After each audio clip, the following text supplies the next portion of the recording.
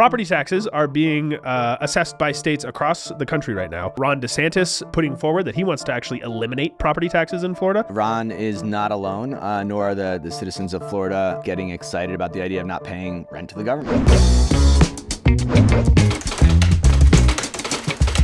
Hey everybody, welcome to another episode of Landlord Lens, and today we're going to talk about a topic that is probably on your mind right now at the beginning of the year, and that's property taxes. Oh yeah, I got my little postcard in the mail the other day from the beautiful state of Colorado letting me know exactly how much they're going to screw me this year. Yeah, and that number on there is a little higher than mine's estimate. How about you? Oh yeah, mine went up, and you can fight these, but I actually did some work on my house and it looks like that's not yet been assessed yet. So I'm in a tough position because I'm not going to fight that one for fear they look a little deeper. Oh dear. Well, okay, but property taxes are being assessed by states across the country right now. We did a video about Ron DeSantis putting forward that he wants to actually eliminate property taxes in Florida. And do you think it's fine that you buy property, you buy a home, you own it outright, free and clear, and yet you have to continue to pony up money to the government just for the courtesy of using your own property? Well, it turns out this is a bipartisan idea, and a bunch of states are considering it. Yeah, Ron is not alone, nor are the citizens of Florida alone in getting excited about the idea of not paying rent to the government. That's right, exactly. And that's the idea that has won the day is property taxes. Even after you've paid your mortgage, even if you've got, you own this property outright, you still got to pay every year to the government some amount of money based on the value of the property. Yeah, and it doesn't taste real great. But John, tell us where property taxes actually came from, this concept. Totally. So this is a very, very, very old idea. The tax base of England, starting in 10,000, was actually mainly property taxes. The Norman conquerors came up and they were like, hey, we're going to do a quick catalog of all the value of everybody's land here, and we're going to levy taxes on you based on the value of that land. And that has gradually changed over time into more locally managed parish level stuff in England, and then the colonies brought it over because they brought over a lot of stuff from England, and we've been with it ever since. It's property taxes have been the primary source of funding local goods like schools, firehouses, police, right? It's been property taxes that have funded that. It just strikes me for the first time that maybe Robin Hood was a result of these property taxes back in the day. What do you think? Maybe. What I love about this is we basically cast Ron DeSantis as Robin Hood. Yes. Not sure that's exactly accurate. I don't think so. Here's the big problem with eliminating property taxes, right? And we talked about it a little bit in the context of Florida, but we also need to address it in the context of these other states that are interested in removing it, which is how do you pay for the goods and services that property taxes cover today? And I think the biggest one that most people think of, or at least I think of, is schools. Right. Yeah, schools is certainly the easiest one to point to because it has the most obvious social good and impacts the most people every day, right? If you've got a kid in school age, they likely go to a public school funded by the property taxes in your area. Yep. And so let's talk about this dirty half dozen of states in Florida, Illinois, Kansas, Ohio, Pennsylvania, and North Dakota. Let's kind of break down what each of them are thinking. All right, we'll start with Florida, which is the one that kicked off this conversation more legitimately in politics in America with Ron DeSantis putting it forward. How are they thinking of replacing property taxes in their budget? So Ron DeSantis, aka Robin Hood, is doing something, a little bit of trickery, I would say, which is first, he's going to split what is today property taxes into two separate taxes. One of which is property tax still, the other of which is school taxes.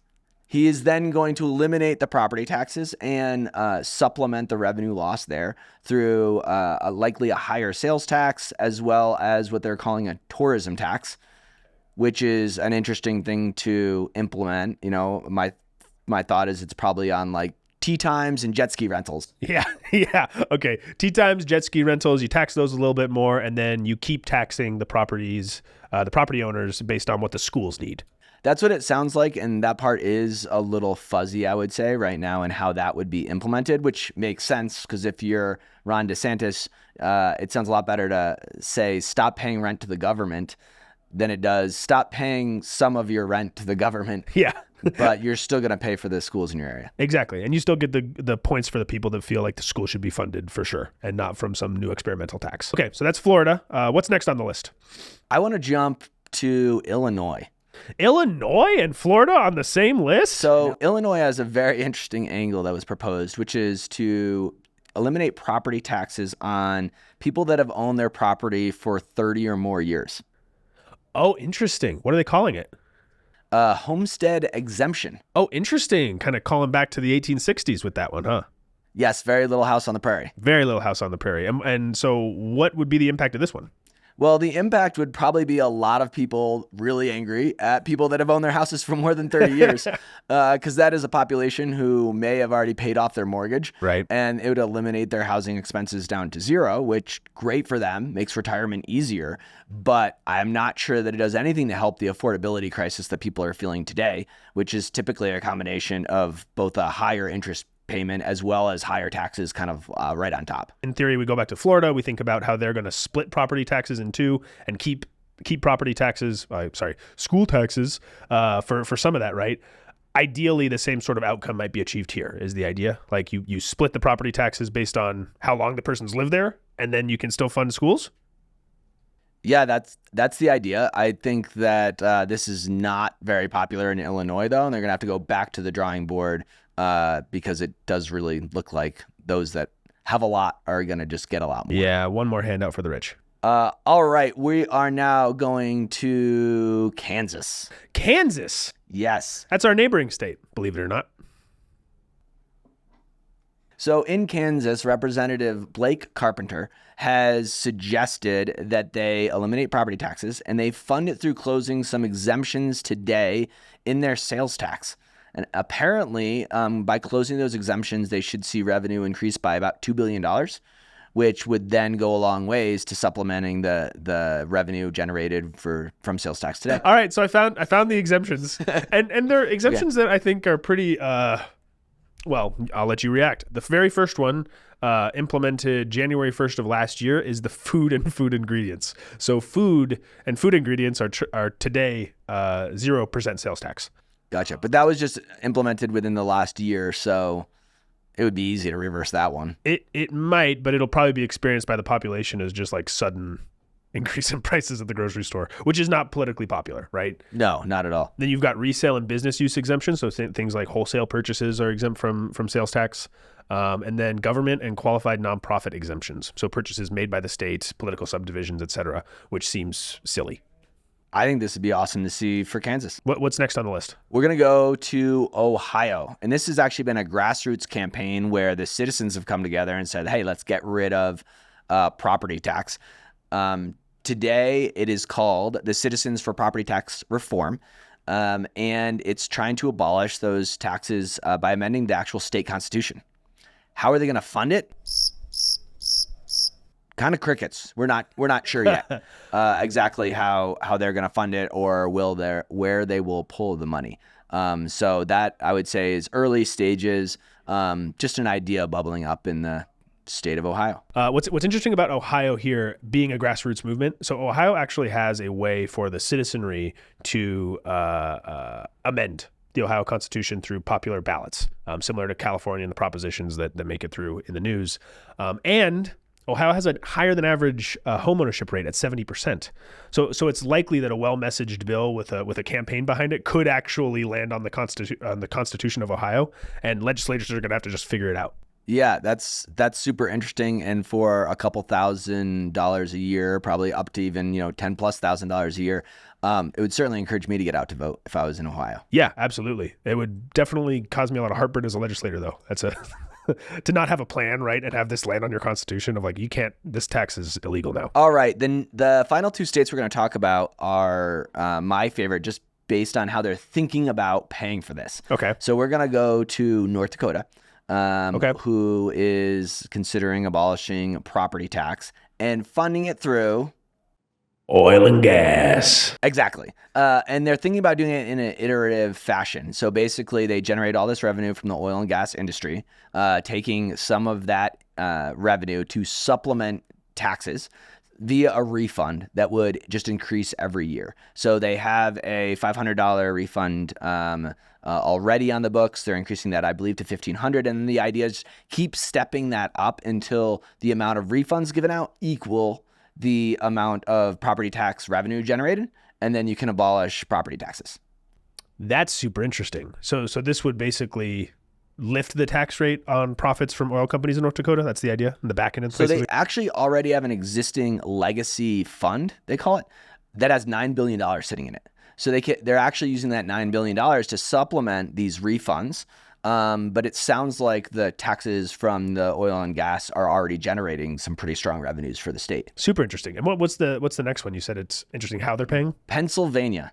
So yeah, Pennsylvania, and I think it's so awesome how diverse these states are, right? It's not like all the Sun Belt is like, let's get rid of property taxes. So Pennsylvania's proposal is to remove property taxes with House Bill 900.